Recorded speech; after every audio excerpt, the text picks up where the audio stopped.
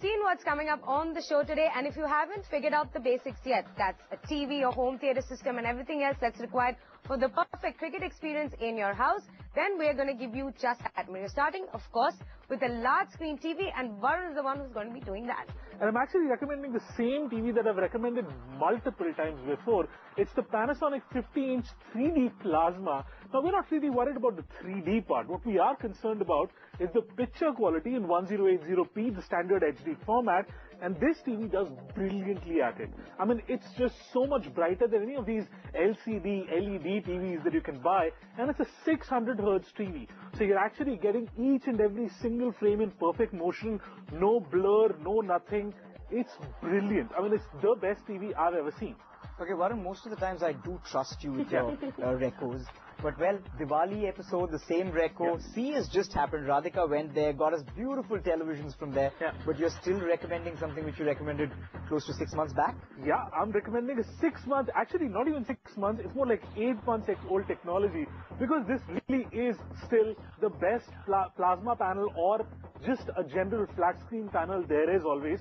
Now, she went to CES, she saw LOR TVs. There's a lot of innovation that's coming out. There's media playback into the TV. There's Android TVs and everything else. But nobody's really improved the panel quality significantly. So it's as good as any panel as this gets. And this is actually available in the Indian market today, unlike all of those CES TVs, which will take 8 months to a year to finally get to the Indian market. So that's the reason why. But along with good TV, you also need good sound. And Abhi, I'm guessing you're not a big fan of home theaters at all. Well, it's not so much as a big fan, but I've never really got this whole audiophile bug. You know, I read the magazines that come out and I see those prices ranging from 3 lakhs to 30 lakhs. My point is, okay, if you want to watch, you know, Avatar or The Lord of the Rings, maybe. But for cricket, what are you going to do with 5.1 or 7.1 or Dolby or DTS? I mean, it's just commentary at the end of the day and you want a good, clean experience. I, in fact, dismantled my home theater system before the World Cup and just put in a simple, clean sound bar. I bought one from Philips because that was the only one easily available off the shelf. It does the job. It may not be fantastic, but for commentary, it's more than enough for the headache of just having to plug in one power supply and one audio input. I'd recommend that any day over a full-fledged home theater system. Though Varun might give us a recommendation on another non-Philips sort of sound bar. Okay, before Varun recommends anything, actually, Abhi, I have a bit of a problem. You know, well, men actually use this time to go out and buy new technology. It's men. I would use the opportunity too. So most of us use this opportunity to go out and buy new technology. Now, the first time when I saw the 7.1 demo in the Bose showroom, I was completely sold. I didn't have the money, but I actually wanted to go and buy. So I'm saying that why not use this World Cup as an excuse to go and buy a nice, fancy 7.1 surround sound system? I have no issues with you spending money, but let's spend on the right things, right? So save on the home theater system, but shell out on either a TV or maybe even a projector.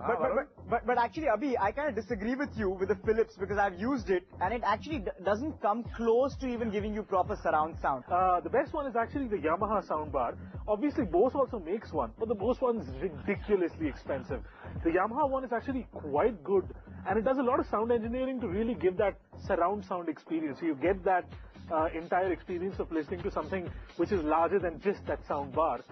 It's slightly more expensive, but it's, I think, certainly worth it. So, Varun, TV we've covered, but everyone just wants bigger. Yeah. So, projector? If you really want a projector, don't buy a projector, buy a travel plan. Go to the US, just spend 45,000 bucks on a ticket, go there and buy a projector for under a lakh. So 45,000 bucks for a ticket and for about $1,400 for the price of the projector, you'll be able to get the Mitsubishi HC3000. Now, this is actually a 1080p projector. I own the little brother of this one, which is the HC1500, which is a 720p projector. It's a brilliant projector for the price. I mean, this is probably the best deal you could possibly get for a 1080p projector in under $1,400. Actually, I had a bigger problem, you know. A normal match lasts about 8 hours. Yeah. Both sides playing, more games playing right now. Yeah. Would the lamp last? So the lamp is actually quite a long-lasting item. It's not really as poor as most of the people think. The lamp, even in the highest brightness setting, would last about 2,000 hours. And at the lower brightness setting would last about 3,000, sometimes even 3,500 hours. It's not necessarily a sharp cutoff. So it's quite a long life item. I mean, the amount of cricket that you could possibly watch on that, it would easily be 2 years worth of cricket.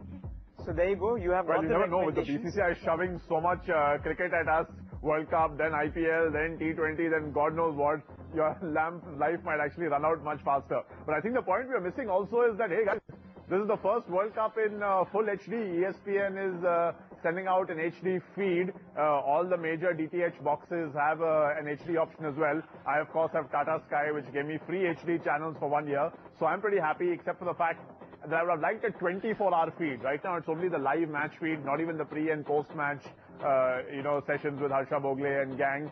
So if they had a 24-hour feed and that too ad-free, I would be willing to even pay something like $1,000 a month for it. So, Abhi, I think this is the right time to get a HD DVR, a digital video recorder, so that you can at least watch your highlights and everything back in HD. A couple of providers are doing that now. There's, of course, Tata Sky Plus HD, and there's also Reliance, which has come out with their DVR. Now, the only thing is, a DVR is now going to cost you $4,000 plus an added subscription service.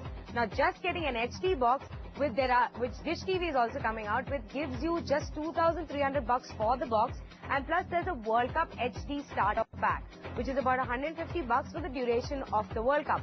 So the question is, buy a DVR or just buy an HD set-top box now? So I would actually go ahead and buy the HD set-top box with the DVR built in, the Tata Sky one. That's the right option. There's really no point. I mean, it's only $4,000. It's not significantly more expensive, and it's a 500 GB hard drive in there, which will give you at least 50 hours of the HD video recording. Yeah, that's what I wanted to say. You know, this is the right time to buy the DVR, because when Football World Cup happened, the matches were in the night, you would most of the times catch the match. Yeah. With the Cricket World Cup, there's a very little chance that you can catch the match. Most of the times you're at work. Yeah. So it's a good thing to go and record that, watch it in HD when you go back home and play the match again.